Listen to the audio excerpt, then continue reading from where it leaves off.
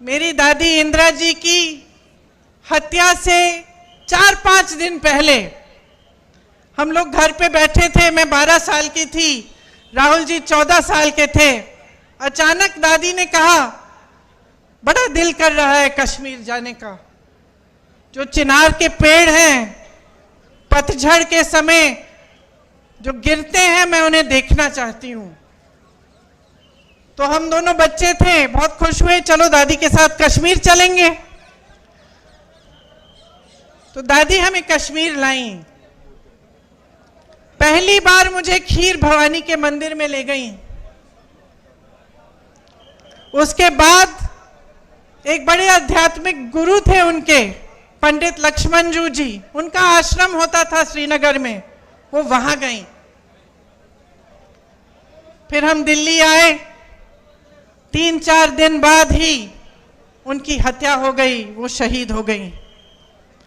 तो अक्सर मुझे लगता है कि कैसा बुलावा था ये, कि एकदम अपनी हत्या से 4-5 दिन पहले अचानक बोली मुझे कश्मीर जाना है। ये अपनी धरती का बुलावा था।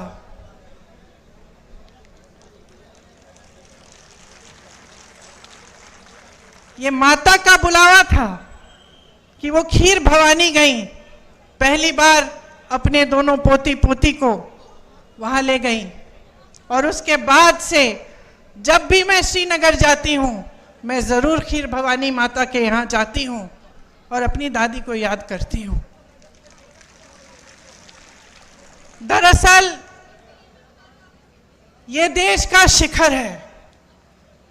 प्रकृति ने आपको सब कुछ दिया, सुंदरता, संसाधन, बड़े बड़े आध्यात्मिक गुरु जो यहां से चले और सिर्फ अपने देश भर में नहीं लेकिन दूसरे देशों तक गए और धर्म की बात की, अमन चैन की बात की।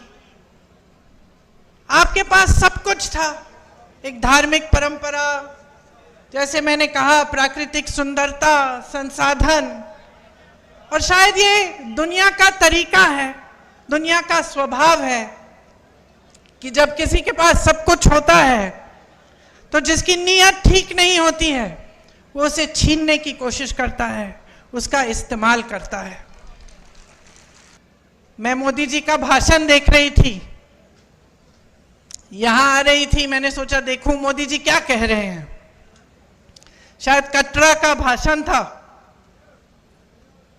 भाषण को सुनते सुनते मुझे ऐसा लगा कि जनता अपने नेताओं से क्या चाहती है।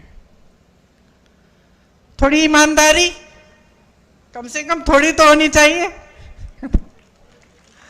थोड़ी सी सच्चाई, एक कर्मठता, एक गंभीरता कि जनता की क्या समस्याएं हैं, ये नेता समझ रहे हैं कि नहीं समझ रहे हैं। और मुझे उस मोदी जी के भाषण में लगा कि वो गंभीरता ही नहीं दिखी। वो कहने लगे कि 10 सालों से यहाँ का जो रेलवे स्टेशन है, हमने इस रेलवे स्टेशन को में सुधार हम लाए हैं, इसमें परिवर्तन लाए हैं।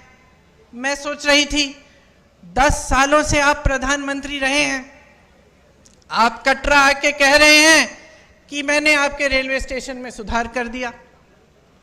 विकास की एक धारा होती है,